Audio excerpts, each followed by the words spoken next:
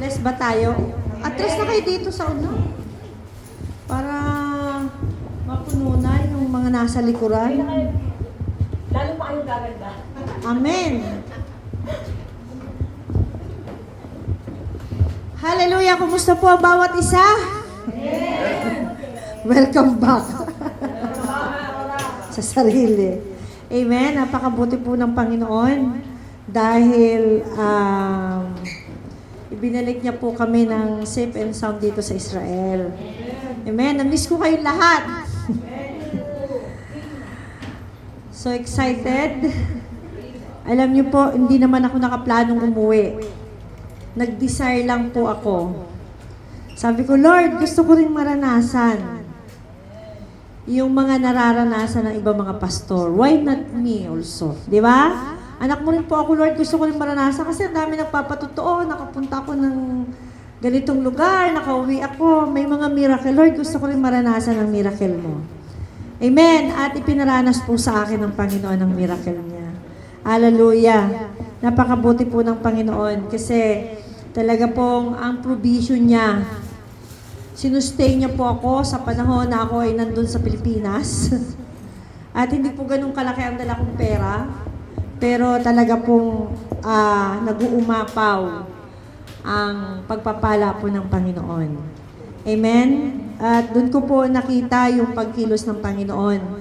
Na kapag ikaw, ang Lord ay merong nakalaang pagpapala sa bawat isa sa atin.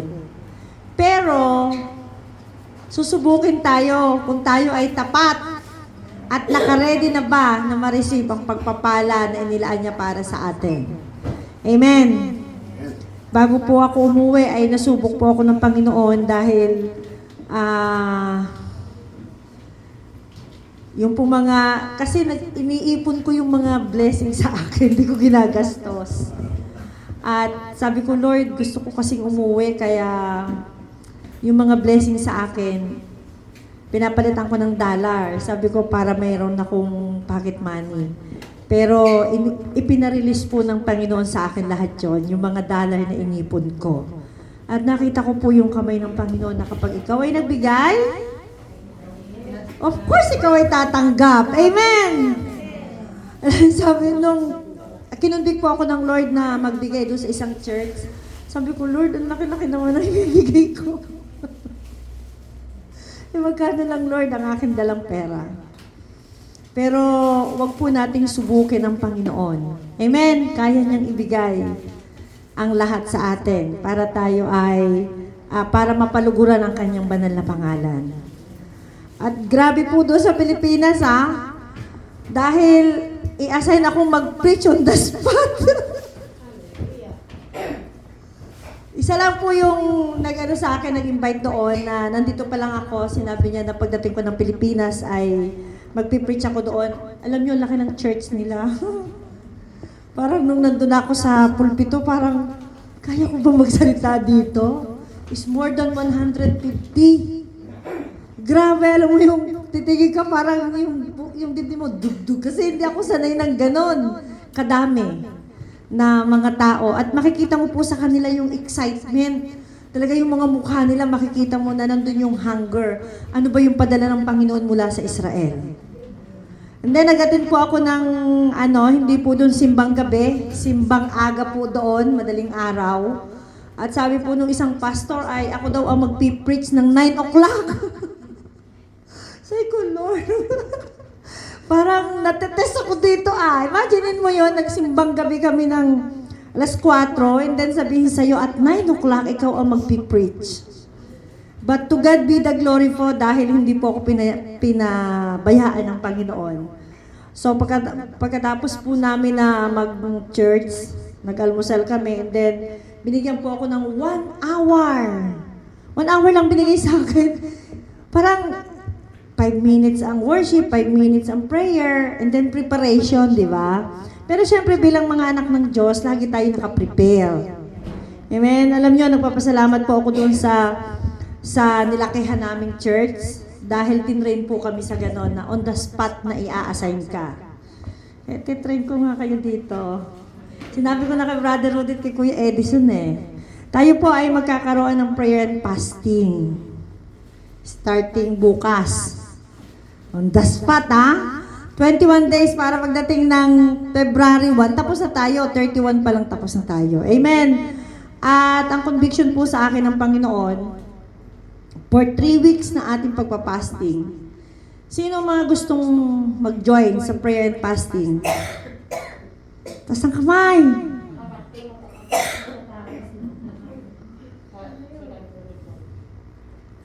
Yung mga mag-join po ay siya magpipreach dito. Parang takot na yatang mag-join. Ang mag-join sa prayer and fasting ay i-assign ko po dito tatlong preachers sa isang Friday about fasting. Para ma-feel naman natin, hindi yung nakiki-join lang tayo. Amen. Tayo mismo ang magre-research. Ano ba yung ibig sabihin ng fasting? Bakit kailangan natin mag-fasting? Amen? So kaya yung mga magjo-join sa fasting this 21 prayer and fasting natin, ay i-assign ko po na mag-preach dito. 15 minutes each. So 45 minutes na yun sa tatlong preacher. At para masanay tayo ng masanay. Amen? Imaginin mo yun, nagsimbang gabi kami, nung oras kami natapos, 6 o'clock, nag-almusal, 7 bago pa makauwi, 1 hour lang ang preparation, and then pinag-preach po ako. Kaya dito pa lang, magsanay na tayo. Amen. Para pagka tayo ay pinadaan din ng Lord sa mga ganung biglaan, naka-ready na tayo, hindi na tayo mahihiya. Amen? Naka-ready na tayo, ganun lang pala, Lord. Umasa lamang po ako sa inyo. Talagang kahit on the spot ang tawag para mag-preach ay meron pala akong maisi-share.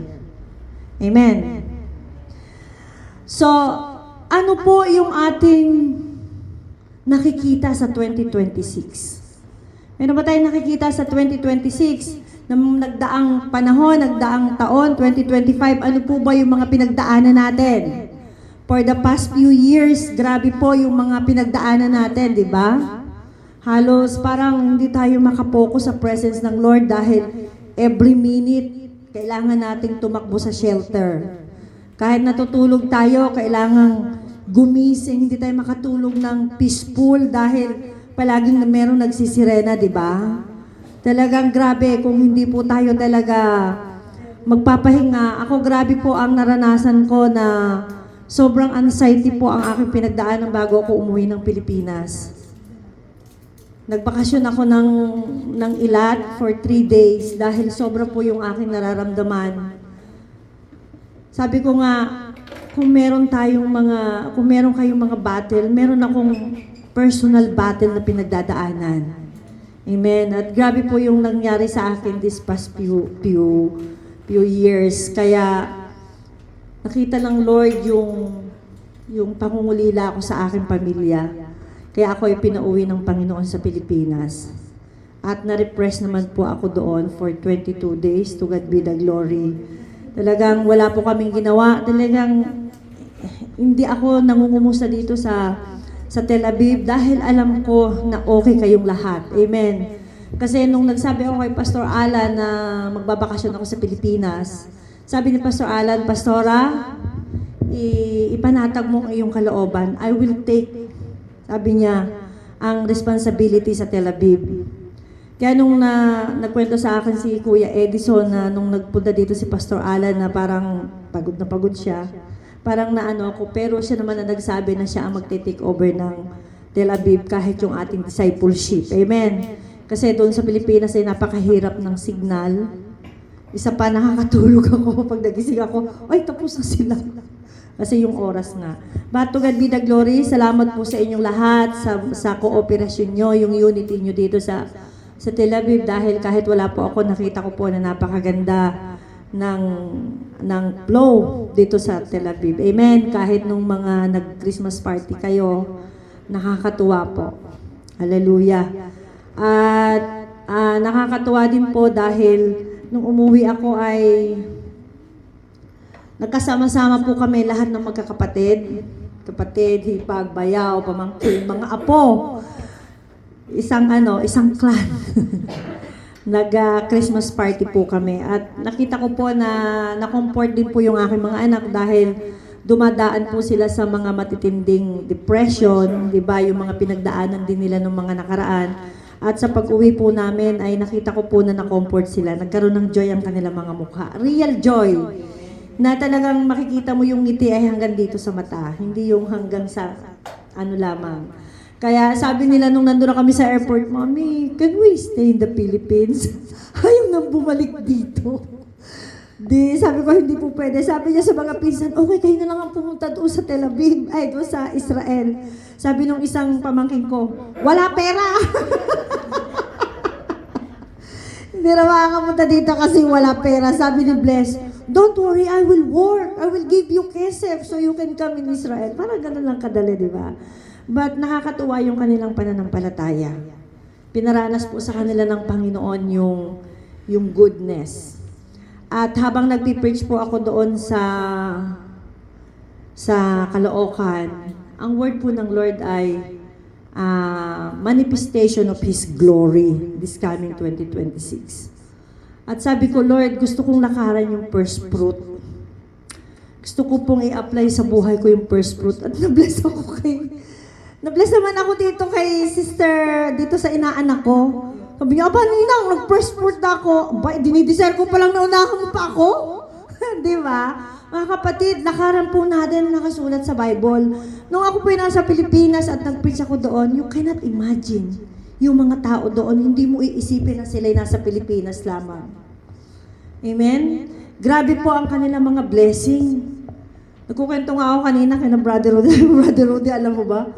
Ang laki ng blessing doon sa akin. Imaginin mo, kasi alam niyo kung bakit? Ano na kanilang pananampalataya eh. Na kapag ikaw ay nagbigay, ibabalik ito sa iyo ng Panginoon ng siksik-liglig at umaapaw. Grabe yung mga pananampalataya ng mga tao doon, mga palaban talaga ang kanilang pananampalataya. Hindi mo iisipin na sila ay nasa Pilipinas. Imaginin mo yon, first time ko nakareceive 20,000 pesos na blessing ng mga tao. And then, nung pumunta po ako doon sa isa, ang na-receive ko po doon sa isang church ay 17,000. Doon sa sinundan na church na pinuntahan ko ay 2,500. Kasi maliit lang silang church. Pero ang na-amaze ako sa kanila kung paano sila magbigay. At na-challenge po ako. Eh sabi ko, Lord, lalakaran ko rin ang first fruit. Hindi ko alam, meron na lang sa akin. Yan ang anak ko. Amen! Yan ang mga anak ng Diyos, palaging may challenge. Kapag ka nilakaran natin, 100%, kapag tayo ay tinanggap natin ang challenge ng Panginoon, makikita ninyo ang manifestation ng God's glory sa buhay ng bawat isa. Amen? Ibukas po natin ang ating mga kamay. At sigurado tayo na hindi tayo pagkukulangin. Sa loob po ng 22 days ko sa Pilipinas, magkano lang po ang dala kong pera nang ako'y umuwi. Pero meron pa po akong natira na naibalik dito. Amen? Hindi ko naubos lahat yon. Nag-bless pa ako doon sa mga men and women of God sa Pilipinas. Pero pinatunayan po ng Panginoon ang kanyang kabutihan sa aming buhay na mag-iina. Amen? Kaya ngayon pong gabi, ano po ba ang dapat nating gawin sa pagsisimula ng 2026? Meron ba tayong idea? Minsan ba'y natanong natin ang ating mga sarili, Lord, 2026 na. Ano po kaya ang dapat kong unahin sa pagpapasimula ng 2026? Kailangan meron tayong gawin. Amen? Di ba, nung tayo hindi pa mga Kristiyano, meron tayong mga New Year resolution. Meron ba tayong mga New Year resolution?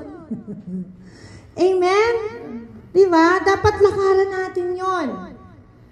At habang nagtatanong ako sa Lord, ano po ba ang nais naming umpisahan ngayong 2026? Lord, para po maranasan namin yung manifestation of your glory. Alam niyo ba ang ibig sabihin ng manifestation of His glory? Magkaroon ng manifestation yung glory niya sa buhay natin. Makita yung pagpapala sa ating buhay. Makita yung mga miracle sa ating buhay. Huwag tayo makontento na ganito lang ang buhay natin. Tayo mga Kristiyano, mga anak ng Diyos, gusto Gusto ng Lord na may ipakita sa atin. Gusto ng Lord na iparana sa atin ang mga pagpapala na hindi pa natin nararanasan. Kung yung mga taga-Pilipinas nga palaban ng pananampalataya, why not tayo din? Amen? Lumaban din tayo. 2026 na. Lord, gusto kong maranasan, makaranas ng blessing na hindi ko pa nararanasan. Amen? At ang ibinigay po sa akin na word ng Lord, sabi niya dito, life is short. So, live wisely. Maiksi lamang ang buhay natin. Kailangan maging matalino tayo sa ating pamumuhay. Amen? Alam nyo, ngayon, kung mapapansin ninyo, lagi din naman kayo nasa Facebook, di ba? Makikita natin, napakababata ng mga namamatay. 20, 19, 24, 30. Pero sa tingin kaya natin, ano kaya ang nagawa nila sa kaharian ng Diyos? Paano kung hindi nila nakilala ang Panginoon? Paano kung hindi nila tinanggap ang Panginoong Hesus sa kanilang buhay? Saan kaya sila pupulutin? Amen? O, wag na tayong lumabas, tayo na lang. For the past few years, ano ba yung nagawa natin sa kaharian ng Diyos? Amen? Naging wise ba tayo? Naisip ba natin na life is short? Naisip ba natin na maging matalino tayo sa ating pamumuhay? Diba hindi naman? Bawal na nga sa akin, kahit pa ako nang kain ng taba. Sabi ko, Kuya Edison, bawal sa akin yung taba, kaya lang walang ulam eh. Tsagain ko na yung adobong taba, di ba? Hindi ako naging wise doon. Yung pamumuhay natin, na-check na ba natin yung pamumuhay natin? Pero kapag tayo nagkakasakit, lagi natin sinasabi, Lord, bakit ako pa? Siyasatin mo ang iyong pamumuhay. Amen? Kailangan maging matalino tayo. Lalo na po ngayon, nakikita natin, we are living in the last of the last days. Naniniwala po ba tayo? Alam nyo, pag umuwi kayo ng Pilipinas, mararamdaman nyo talaga na nasa huling kapanahonan na tayo. Ang Pilipinas, grabe po ang pangdisib ng kaaway sa Pilipinas. Grabe po talaga. Parang, alam nyo, yung patayan dito, patayan doon, krimen dito, krimen doon, mga karumal-dumal na mga krimen ang inyong maririnig sa Pilipinas. Na para bagang walang ginagawa ang gobyerno. Nakakalungkot. Amen? Pero ang tingnan natin yung mga sarili natin. Nakaredy ba tayo? Nakaredy na ba tayong humarap sa Panginoon? Kung ngayon kaya yung time ng rapture, makakasama kaya tayo sa rapture. Amen? So sabi po dito, teach us to numbers our days. Ito po yung word na binigay sa atin ng Lord. Teach us. Lord, tulungan mo po kami. Yung aming mga buhay. Ilang araw na lang bang natitira sa aking buhay? Tatagal pa ba ako hanggang bukas? Hindi natin alam eh. Alam niyo yung isang teacher, nagtuturo, bigla na lang siyang natumba. Wala siyang sakit. Hindi masabi kung ano ang cause, bakit siya bigla na lang natumba, patay. Walang chance na humingi ng tawad sa Panginoon. Amen? Kaya dapat natin malaman, ilang araw na lang bang natitira sa aking buhay? Kung halimbawa pinapili ka ng Lord, sabihin ng Lord sa iyo, hoy, hanggang ngayon na lang ang buhay mo. Anong gagawin mo? Diba? Sige, tayo po'y manalangin muna. Father God, maraming salamat sa gabing ito, O Diyos. Tunay nga, hindi namin alam kung hanggang kailan ang aming mga buhay.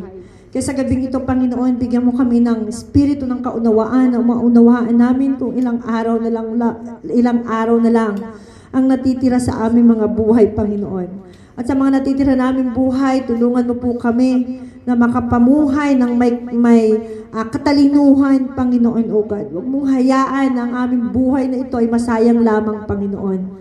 Hallelujah. Salamat po, Panginoon. Salamat sa banal mong Espiritu na kasama namin ngayong gabi na siya magpapaunawa ng bawat salita, Panginoon, na nais mong iparating sa bawat isa sa amin. Salamat po, Panginoon. Ito ang aming samot dalangin in Jesus' name. Amen. So sabi po sa Psalms 90 verse 12, teach teach us to number our days that we may gain a heart of wisdom. Di mo ba? Sabi doon ni David ay turuan daw tayo. Nabilangin yung mga araw natin. Amen? Sabi niya, teach us to number our days that we may gain our heart unto wisdom. Yung puso natin. Hindi natin napapansin na araw-araw nadidisip tayo ng kaaway. Tama ba? Ilang oras ang ating ginugugol sa mga social media. Sa Pilipinas, grabe po. Alam nyo, wala kang makikita doon. Mga bata. Nakakatulugan na ang gadget, naglalaro. Hanggang madaling araw, halos hindi na sila natutulog. Nakakalimutan ng manalangin. Doon na lang nakatutok sa gadget. Amen? Kahit naman tayo, kung minsan nga ako sabi ko, pahinga muna ako, mamaya ako mananalangin kasi sobrang pagod ng katawan ko. Pagka nagbukas na ako, isang oras na ako ng kagagayon, tapos kalalay, naka-isang oras na, mamaya antokin na ako, di ba? Nadidisip tayo ng kaaway. Di ba? Kung minsan, saka papanood natin ng mga balita. Pagkatapos nating manood, tayo naman itong depressed dahil doon sa mga napapanood natin. Amen? Kaya ang paalala po sa atin, teach us to numbers our days that we gain our heart unto wisdom. Lagi nating hilingin sa Panginoon, Lord, ipaalala mo po sa akin yung mga araw na dumadaan na hindi ako magkulang, hindi ako magkasala sa iyo. Tulungan mo po ako, Panginoon. Baka mamaya dumating na ang Lord, maiwan tayo. Amen? Nakakalungkot dahil napakarami po ng mga Kristiyano ang nangawawala sa Panginoon. Nadidisip ng kaaway. Kukentuhan kami ni Brother Rudy kanina, sabi ko, dahil may sinabi ako sa kanya, sabi ko sa kanya, alam mo Brother Rudy, hindi ako tinawag ng Panginoon na magpastora, wala na ako dito. Hindi na ako Kristiyano, tumalikod na ako sa pananampalataya ko. Sa dami ng mga problemang dumaan sa aking buhay. But to God be the glory. Alam ng Panginoon na mawawala ako sa Kanya, kaya tinawag niya ako sa higher calling. Amen? Kasi sa tuwing dumarating ang pagsubok sa akin, ang tinitingnan ko, kapag kayong malapit ka na doon sa temptation, ang tinitingnan ko, pastora ako meron akong mga tupa na mapapabayaan na sisingilin sa akin ng Panginoon. Kung ang susundin ko yung aking flesh, yung aking desire, maraming mapapahama kasi sa akin nakatingin. Kaya lumalakas yung pananampalataya ko. Muling nabubuhay ang aking espiritu. Amen? Pero kung hindi ako tinawag ng Lord na maging pastora, normal lang na mananampalataya, wala na siguro ako sa Panginoon. Sa dami ng pinagdaanan ko. Amen? Pero sabi nga ni Paul, di ba? I can do all things. Kaya kong gawin ang lahat ng bagay dahil sa Panginoong Hesus na siya nagbibigay sa akin ng lakas. Di ba yun na nagbibigay sa atin ng lakas? Kaya sabi niya dito, teach us to numbers our days. Pero sabi niya, how? Papaano ba natin? Papaano daw ba? Mabibilang natin ang ating mga araw. Sabi niya doon, how to numbers our days?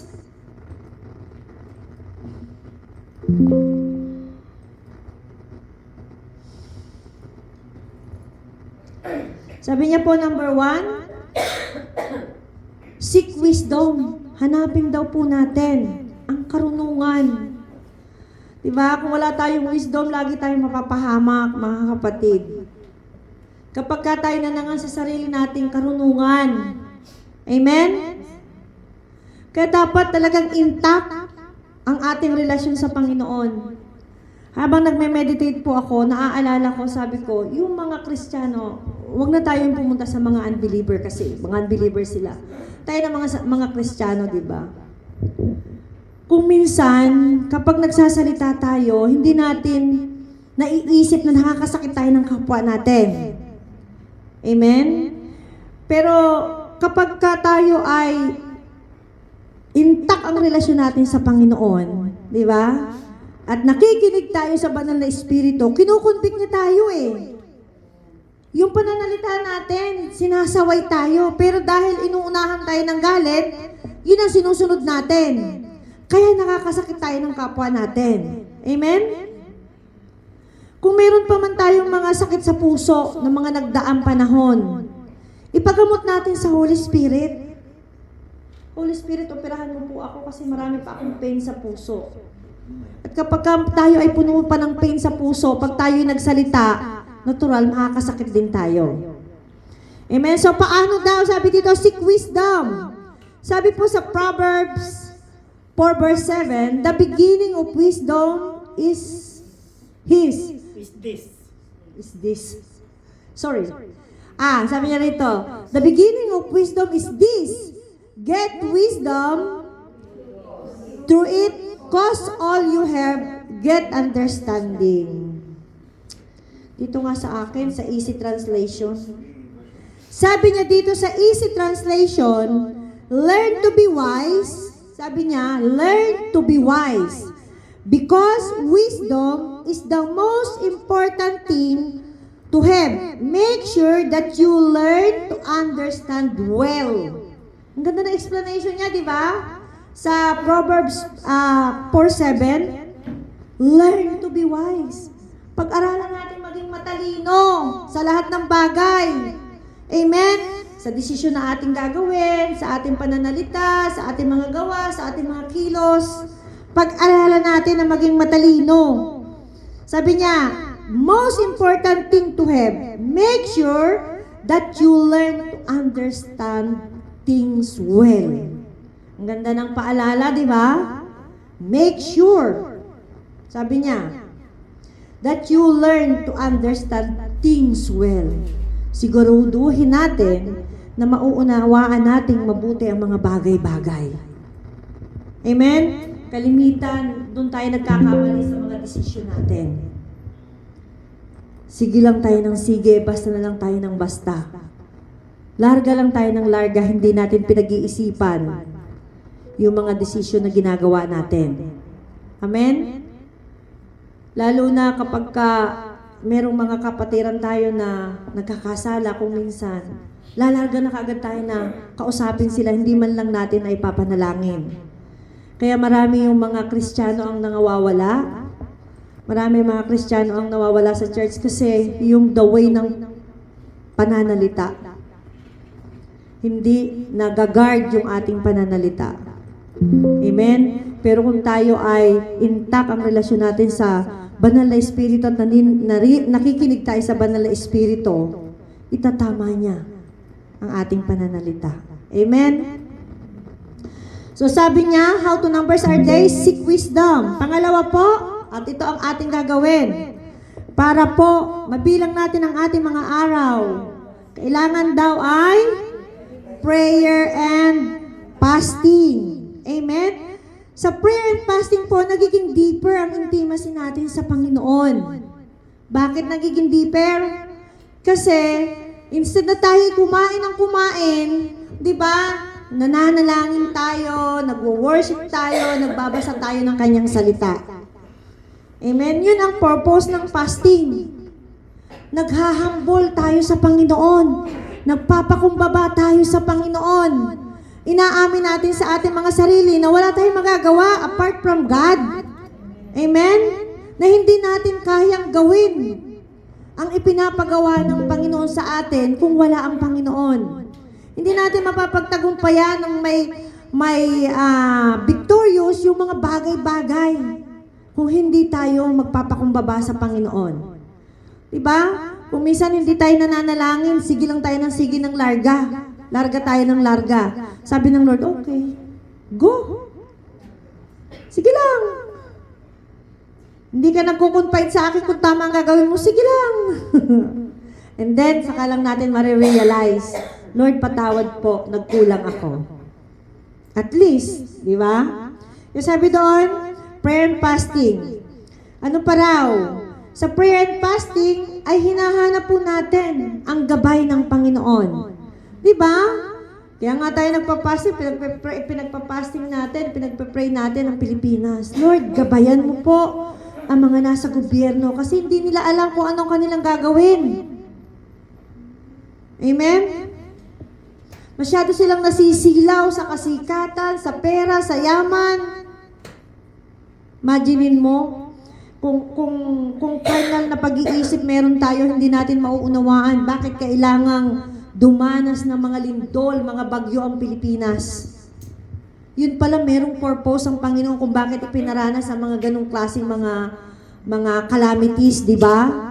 Nang dahil doon sa sunod-sunod na bagyo, sunod-sunod na lindol, ay marami ang nalantad na ginagawa ng mga nasa gobyerno.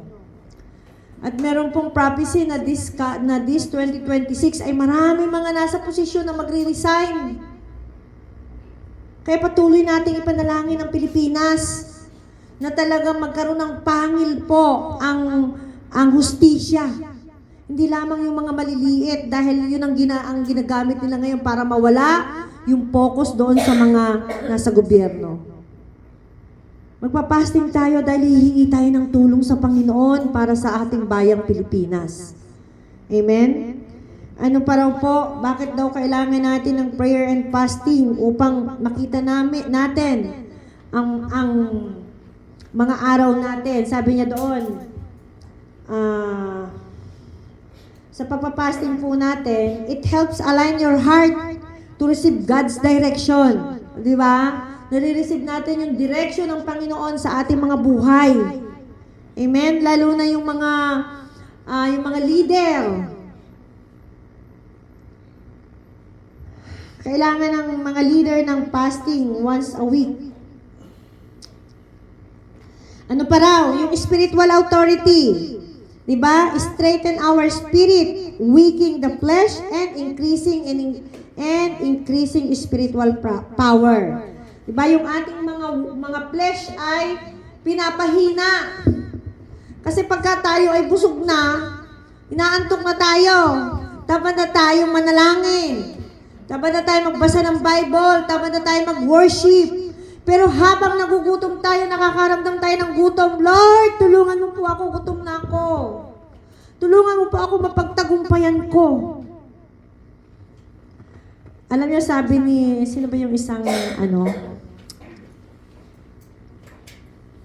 nakalimutan ko yung pangalan niya, sabi niya, hindi siya nananalangin ng more than 1 hour. Kung manalangin siya, 30 minutes lang. Pero, ang prayer niya, every 30 minutes. Hindi siya nanalangin ng 1 hour. Basta 30 minutes lang ng 30 minutes ang prayer niya. Basta, oras-oras yun, 30 minutes. Di parang ganun din, di ba? Grabe, di ba? Di ba meron akong isinend sa inyo na prayer, si Yonggi Chu? Nabasa niyo ba yon? Sinend ko sa 2nd Chronicle. Ang hina kasi ng internet, kaya ewan ko kung na-send at saka sa grupo natin. Na sabi ni Yonggi Chu, hindi ka Kristiyano kung hindi ka mananalangin ng more than 1 hour. Grabe, no? Parang sabi ko, Lord, forgive me. Kanina kumakain sila, sabi ko, pinag-pray nyo ba yung pagkain? Nagtingin na sila. Di ba? Alam nyo, nung nasa Pilipinas ako, kulang ako sa prayer eh. Kaya nung kami nag-flight, grabe, maghapon magdamag akong nananalangin. Kasi pagpunta pa lang namin doon sa airport, grabe ng stress ang aking naranasan doon sa mga bagahe namin. Imaginin mo, for 5 hours, yung bagahe lamang namin ang inasikaso ko. Sobra akong stress sa totoo lang. Halos mahimata-himatay na ako doon sa... Mabuti na lang kasama ko si Bless. Kung wala si Bless, ewan ko lang baka naiwanan ako ng eroplano. Sa sobrang stress ko talaga na naranasan sa mga bagahe namin. Grabe po. Talagang gusto ko nang... Nawawala na yung pagiging Kristiyano ko. Pagkatapos, nung nandun na kami sa custom, yung aming, anong tag doon, yung pinipirmahan doon. Yung pinipirmahan doon, mali daw. Pinaulit na naman sa amin. 3 kami. Kailangan mong pinapa na naman yung 3, magpipirma ka. Sabi ko, Lord, give me patience. Huwag mong hayaan na malaglag ang aking fruit of the Spirit. Galit talaga ako. 3 balik kami doon sa custom. Sabi nung nag-assist sa amin, Ma'am! Sabi ko, huwag ka na magsalita. Sabihin mo lang na ulitin-ulit namin, tama na. Kasi naiirita na ako. Imaginin mo, last minute na. Hindi pa rin kami nakakalis, doon pa rin kami. Puro mali-mali daw yung ano. Sabi ko, Lord, ano ang purpose mo? Bakit po ina-allowed na ma-delay kami samantalang prayer ko? No delay. Lalo kaming na-delay. Alam niyo kung bakit? Dahil si Karen ay na-ospital na ospital. Kaya kung hindi ako naging abala dito sa mga bagahe at sa ibang bagay, ika-cancel ko ang aking flight. Kasi nasa ospital si Karen sa Palawan. Imagine mo yung tatlo kami na nagka-cancel ko yung flight, di ba? Kasi sabi ko, Lord, ano po yung tinuturo mo sa akin? Ngayon, nung nandun na kami sa eroplano at mag-ano na yung eroplano, mag-take off na, saka sinabi sa akin ni Karen, Mami, ay ni Bless, Mami, nasa ospital si Karen. Sabi ko, ano? Ba't ngayon mo lang sinabi? Kasi ayaw ni Karen na mag-aalala ka. Dahil kung sinabi ka agad sa akin ng mas maaga, hindi ako, kasi tawag si Karen, hindi ko masagot dahil abalang-abala ako doon sa mga bagahe namin. Stress na stress talaga ako. Pero kung hindi inallowed ng Lord yun, hindi talaga ako tutuloy. May iwanan ko yung ano ko nasa ospital, di ba? Magkano yung pamasahe na naman kakansel? Oh my goodness. But to God be the glory. Kaya, tandaan po natin mga kapatid, kung mayroong mga delay na nangyayari sa atin, huwag tayong mainis. Ipagpasalamat natin sa Panginoon yon. Dahil may purpose ang Lord kung bakit nangyayari ang lahat ng yon. Amen? Kaya sabi ko, Lord, ibinatil ko naman to sa prayer. Bakit ganito yung nararanasan ko? Ano po yung nais mong ituro sa akin? And then pagkarating namin dito, si Karen, nag-text, sabi niya sa akin, okay na daw siya. Nakalabas na daw siya ng ospital, to God be the glory. Pero siyempre, bilang isang ina, di ba, mag-aalala ka kasi nandun siya sa Pilipinas. Tapos nandun ako, paakyat ako ng But salamat talaga sa Panginoon dahil ayaw ng Lord na mananakawan ako ng kaaway. Amen? So, prayer and fasting. Sabi niya, ano pa raw ang makukuha natin kapag tayo nag-pray and fasting? Sabi niya, na-overcome natin ang temptation. Amen? Totoo ba yun? Di ba pag naka-fasting tayo, na-overcome natin ang temptation? Lalo na sa pagkain, di ba? Sarap ng pagkain. Parang pag naka-fasting ka, parang ang sarap-sarap ng pagkain natin. Pero tandaan po natin, prayer and fasting. Hindi po yung para tayo pumaya, sumeksi o whatsoever, ginagawa po natin yon para sa Panginoon. Amen? So sabi niya, para daw ma-overcome natin yung temptation, ipiniprepare daw tayo para ma-resist natin ang kasalanan. Di ba sabi po sa Matthew 4:4, hindi sa tinapay lang nabubuhay ang tao, kundi sa bawat salitang lumalabas sa bibig ng Diyos. Sabi ni Jesus kay Satanas, kasi nung nagpa-fasting si Jesus, tinetempt siya ng kaaway ng demonyo, di ba?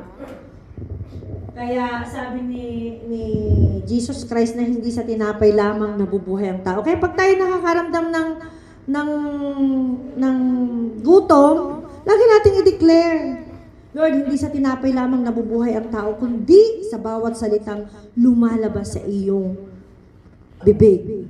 Anong ibig sabihin nun? Lord, may mga pangako ka po sa akin. Lord, itong pagpapasting kong ito kasi may gusto akong mangyari. Amen? Yung aming bansa, Lord, tulungan mo po, kahabagan at kaawaan mo ang bansa namin. Yung church, Panginoon, yung mga tao, yung mga pamilya ko. Amen? Marami mga nangangailangan ng panalangin. Grabe po ang persecution sa mga Christian ngayon. Alam niyo doon sa Vietnam, habang nagpipreach yung pastor, yung anak na nasa motor ay hinarang at pinatay. Imagine mo yung sasabihin sa'yo, ikaw, preach ka ng preach dyan, yung anak mo patay na nandoon. At alam niyo kung anong ginawa? Halimbawa, ito yung lupa, dito namatay yung anak niya. Alam niyo po ba na pinagbayad sila ng mahal dahil ang sabi po ng may-ari ng lupa, dahil yung dugo ng anak mo'y dumanak yan, kailangan linisin sa pamamagitan ng pagbabayad ng penalty. Sa kukuha, di ba? Kung wala ang grasya ng Panginoon, paano mo mapapagtagumpayan ang mga ganong klaseng persecution? Di ba? Grabe, sa Iran, di ba, makikita natin. Napakarami na po mga Christian doon. Grabe mga persecution doon. Sa India. Kaya pag tayo nananalangin, Lord, tulungan mo po na manatili sa pananampalataya ang mga Kristiyano na pine-persecute sa mga oras na ito. Kailangan nilang dumaan sa mga ganong sitwasyon. Pero ang panalangin natin doon, Lord, tulungan mo sila. Yung grace mo, ibuhos mo sa kanila upang hindi nila itatwa ang kanilang pananampalataya. Amen? Dahil nakalagay sa Bible dadaanan natin yung mga ganon. May mga pagdadaanan tayo na kagaya ni na Paul, sina Isaias, di ba? Paano sila namatay? Kaya lagi nating isasali sa panalangin ang mga kapatiran natin. Hindi lamang yung mga nandito sa loob ng church, kundi yung mga ibang Kristiyano na dumadaan sa mga matitinding persecution. Na talagang yung kanilang mga pananampalataya ay mapaghawakan nila. Hindi nila i-deny ang Panginoong Hesus. Matalino na po si Satanas ngayon. Ididisib ka niya para lang i-deny mo si Jesus Christ. Amen? Kaya maging aware po tayo. So sabi po doon, ano pa raw? Ang nakukuha natin, nagigay natin kapag tayo ay nag-fasting, prayer and fasting, sabi niya, spiritual discipline and self-control. Nagkakaroon tayo ng spiritual discipline. Kung dati hindi tayo nagbabasa ng Bible ng 5 minutes, ngayon 10 minutes na kasi wala tayong magawa dahil nagugutom tayo. Di ba? Nagbabasa na tayo ng Bible, nananalangin na tayo. At kapag po ginawa natin yan, anong sabi doon sa 2 Corinthians 7:14? Alam na natin ito. If my people who are called by my name will humble themselves and pray and seek my face and turn from their wicked ways, then I will hear from heaven and I will forgive their sin and will heal their land. Grabe ang pangako ng Panginoon. Saan? Kanino? Sabi niya, if my people, mga tao niya, mga mahal niya, mga pinili niya. Sino yon? Amen. Kung tayo raw ay magpapakumbaba, tatawag sa kanyang pangalan. Magpapakumbaba, sabi niya, mananalangin at hahanapin ang kanyang mukha. Sabi niya, tatalikuran ng mga kasalanan, mga wicked ways. Then, sabi niya, I will hear from heaven and I will forgive their sin. Patatawarin tayo sa ating mga kasalanan. At anong pangako ng Panginoon? I will heal. Sino yung mga land na yon? Tayo yun. I will heal their land. Sino yung mga ipinapanalangin natin? Amen? Sabi ko nga, kanina, yung magjo-join sa prayer and fasting ng 21 days, hahatiin natin sa 3 dahil 3 weeks yon. Every week ay iba ang battle natin sa prayer. At may conviction po ako bago ako umuwi na i-battle natin sa prayer ang lahat ng mga nanay na mga wala pang papel dito. Sabi po ni Bless, sabi daw sa balita, ay kukuhanin yung mga anak na 18 years old at dadalhin sa army kahit wala mga visa. So, kaya sabi ko, confirmation lang yun ng conviction ng Lord na i-battle natin through prayer and fasting ang lahat ng mga wala pang papel dito sa Israel. Amen? Kaya sabi ko, Lord, uwi muna ako. Kasi sa Pilipinas, hindi ako makapag-fasting. Kaya sabi ko, pagbalik ko dito, kaya nung nandun pala ako, nagsabi na ako na magkakaroon tayo ng fasting doon sa mga nanay. Yung mga umaasa dyan na mabibisaan. 100%. I-claim na po natin. Bakit sasagutin ng Panginoon ang ating mga panalangin? Para maparangalan ang kanyang pangalan. Amen? Ibinabattle natin, imposibleng hindi tayo sagutin ay napakaliwanag na sinabi ng Panginoon. Sabi niya, will heal their land. Sabi niya, I will hear from heaven. Diba? Kaya yung mga nanay dyan na mga walang papel, mag-join force po tayo para sa pagpapasting this coming. Tomorrow mag-start po tayo. At Daniel fasting lang naman ang ating gagawin. Sa Daniel fasting po, alam nyo ang natutunan ko sa Daniel fasting sa Pilipinas, meron po silang unity sa pagkain. Halimbawa sa umaga, ay i-declare nila doon ay, halimbawa ay nilagang kamote. lahat ng mga nakapasting, ang almusal nila ay nilagang kamote. Sa tanghalian, pero dito hindi, isinishare ko lang po sa inyo, yung unity nila pati sa pagkain. Ganon ang ginagawa nila. Amen? Pero dito, of course, kung ano po yung meron tayo sa lamesa, yun ang ating kakainin, basta fruit and vegetable lamang. Amen? So sabi niya doon, and the last pray without ceasing. Hindi pala to, mamaya pa pala to. Okay, sabi niya, ano daw yung tatlong important lesson na kailangan nating maunawaan, malaman in numbers our days. Meron palang tatlong important lessons na matututunan tayo. Amen? Kung bakit sinabi ni David na numbers my days, numbers our days, sabi niya. Ano number 1? Sabi niya, remember our life have expiration date. Naniniwala ba tayo na ang ating buhay ay mayroong expiration date? Diba? Hindi natin alam kung kailan ang expiration date. Yung mga pagkain, titingnan niyo yun, may mga expiration date, di ba? Pagka kinain mo yun ng expired na, anong mangyayari sa atin? Napupoison tayo, di ba? Sabi niya dito, remember, our life have expiration. May expiration pala. Alam ba natin yun na mayroong expiration ng buhay natin? Hindi natin alam. Kasi kung alam natin, magiging wise tayo sa paggamit ng ating buhay. Amen? Sabi po sa, hindi ko matandaan kung saang verse sa Corinthian, ang Lord ang nag-iingat ng ating mga katawan kasi templo tayo ng banal na Espiritu. Amen? Eh tayo kaya, iniingatan kaya natin ang katawan natin? Hindi, di ba? Kasi kahit na yung mga bawal, kain tayo ng kain. Masarap daw. Kaya, nagkakaroon ng yung expiration, hindi pa dumarating ang expiration, wala na. Puyat ng puyat. Amen. Sabi po sa Psalms 90 verse 10, our days may come to 70 years or 80, if our strength endures, yet the best of them are but trouble and sorrow, for they quickly pass and we fly away. Okay, dito sa akin ko babasahin. Sabi niya, as for the days of our years, in them are 70 years, and if, sabi niya may if, men should be in strength 80 years. And the greater part of them would be labor and trouble, for weakness overtake us, and we shall be chastened. Sabi niya, bakit kaya yung men, meron pa dito, men. Ang babae, di ba?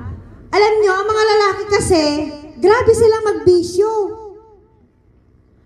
Nagiinom, nagsisigarilyo, nagpupuyat palagi, nagdodroga. Di ba? So sabi niya doon, hindi daw aabot ng 80 years yung ganon.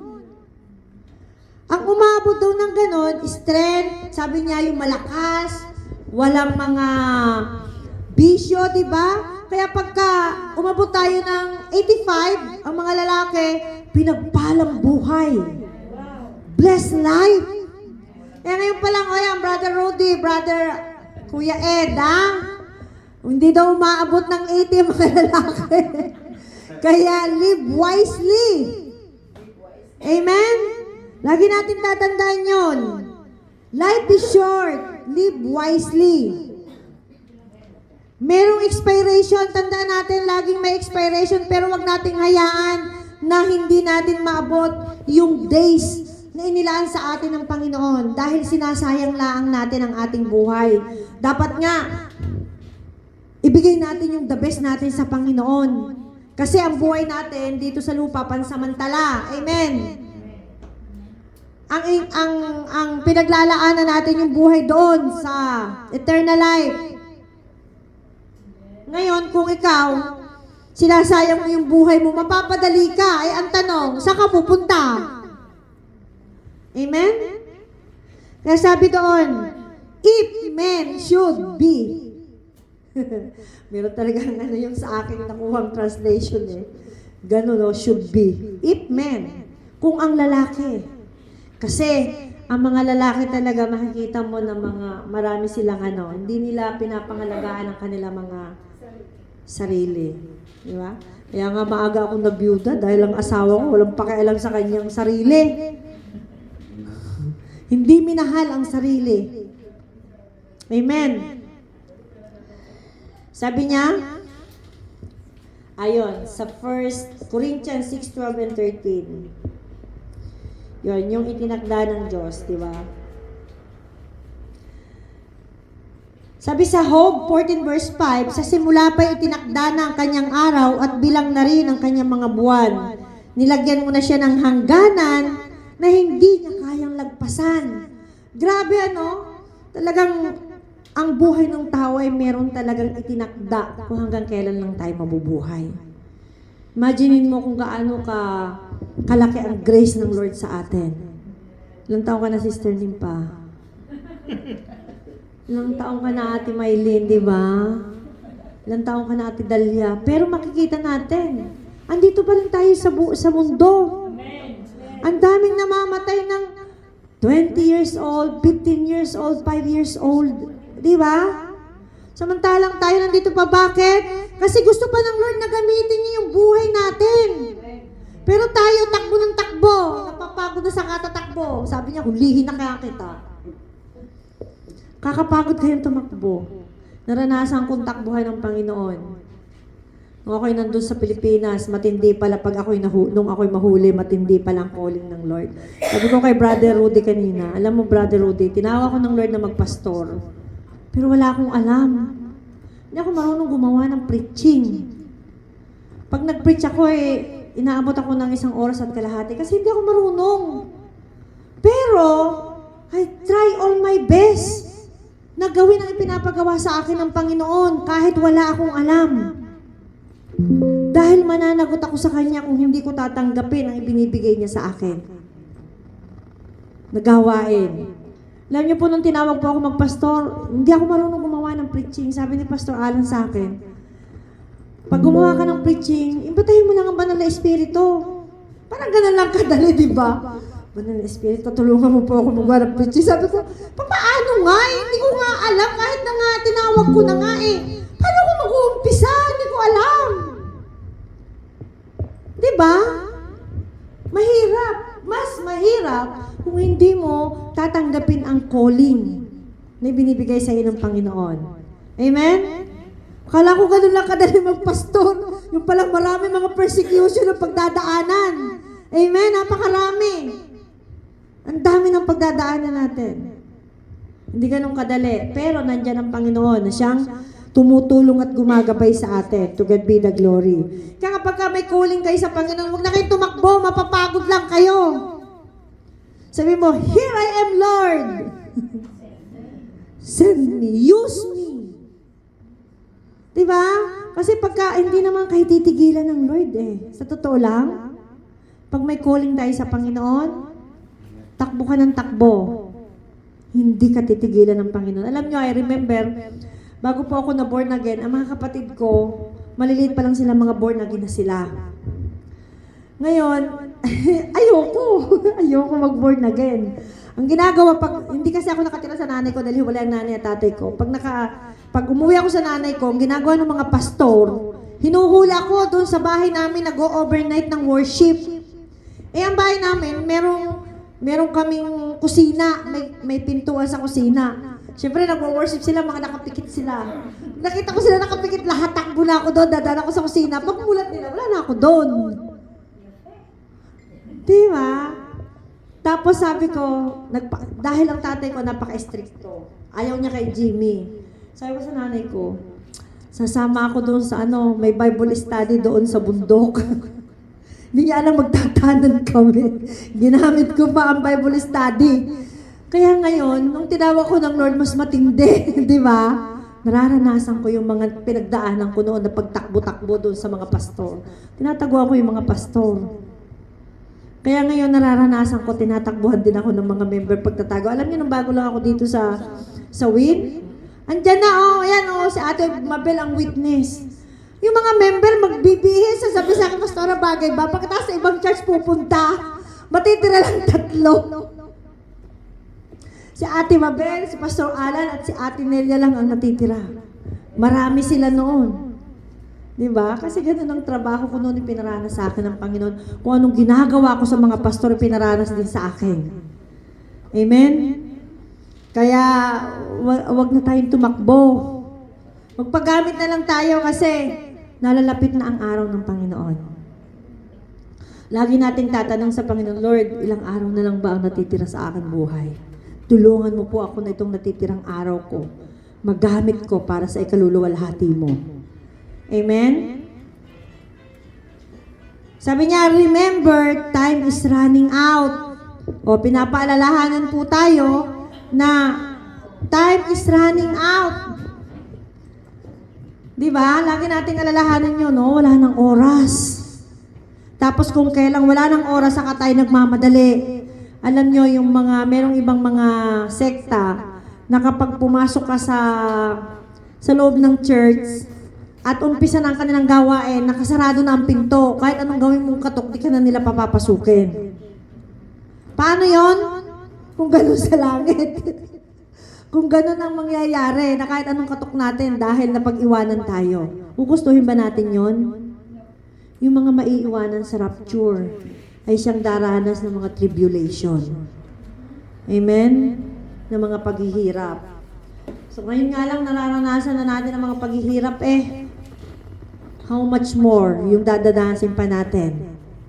Amen? Kaya ngayon pa lamang, gawin na natin yung the best para sa Panginoon sa pagsisimula ng 2026. Simulan natin sa prayer and fasting. Sa pag-pray natin, sa pag-aayuno natin, kakausapin at katatagpuin tayo ng Panginoon kung anong mga bagay na dapat nating gawin at ipapagawa niya sa atin. Amen? Para hindi naman masayang ulit yung 365 days. Ilan na lang ba natitira? Anong date na ngayon? 9. 365 minus 9. 296 na lang natira. Lord, tulungan mo po ako na yung natitira ko pang 296 ay magamit ko sa inyong ikakaluwalhati. Amen? Sabi niya, time is running out. Wala na raw oras. Time is running out. Ipagamit na natin. At wag nating hayaan na wala tayong magiging magandang testimony. Yung kontento na lang tayo. Di ba? Na ganito yung buhay natin. Lord, gusto ko magkaroon ako ng testimony. Amen? Lord, gusto ko makita yung manifestation of your glory sa aking buhay. Lord, yung makita na ako'y Kristiyano na may ginagawa ka sa buhay ko kahit ako ay may mga pagsubok. Kasi kailangan nating dumaan sa mga pagsubok. Pag wala tayong nararanasan sa mga pagsubok, tanungin natin ang Lord kung mahal pa niya tayo. Dahil sa pamamagitan ng mga pagsubok, doon natin nararanasan at nararamdamang tunay ang presensya ng Panginoon. Amen? Pagka tayo ay mga broken, doon natin nararanasan. Last po, sabi niya, time is never spent, only invested. Totoo ba yon? Time is never spent. Huwag natin hayaan na masayang ang oras natin dito sa lupa. Amen? Kilos-kilos din pag may time. Alam niyo po, nung kami papunta ng Mega Mall, galing kami ng Rizal, sumakay kami ng Grab. Magaganda ang Grab sa Pilipinas Di ba? Parang mga sariling sasakyan. Nung pagsakay namin, yung driver ng Grab, puno-puno siya ng tato sa buong katawan. Tapos yung kanyang sasakyan, talagang parang sagam. Ang Lord po ay nangusap sa akin. Ang word po ng Lord, sabihin mo sa Kanya na mahal ko siya.